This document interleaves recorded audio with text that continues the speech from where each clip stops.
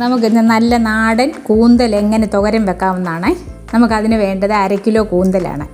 Pan എടുക്കുക, അതിൽ 2.5 teaspoon വെളിച്ചെണ്ണ ഒഴിക്കുക. എന്നിട്ട് അതിലേക്ക് നമ്മൾ കുറച്ച് കടുകിടണം, 2 വറ്റൽ മുളക് കൂടെ മുറിച്ചിടണം, കരിവേപ്പില, വെളുത്തുള്ളി, ഇഞ്ചി, ചെറിയ ഉള്ളി, സവോള ഒരെണ്ണം, 2 പച്ചമുളക്, ആവശ്യത്തിന് ഉപ്പും എടുത്ത് നന്നായിട്ടൊന്ന് ബ്രൗൺ കളറാകുന്ന വരെ നമ്മൾ ഒന്ന് ഇളക്കിക്കൊണ്ടിരിക്കണേ.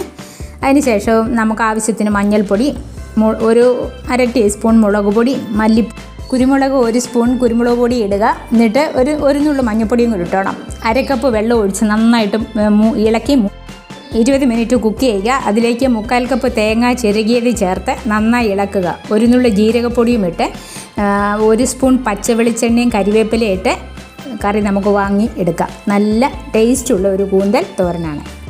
വീഡിയോ ഇഷ്ടപ്പെട്ടെങ്കിൽ ചാനൽ സബ്സ്ക്രൈബ് ചെയ്യാൻ മറക്കരുത്. ഒരു ലൈക്ക് അടിച്ചേക്കണേ.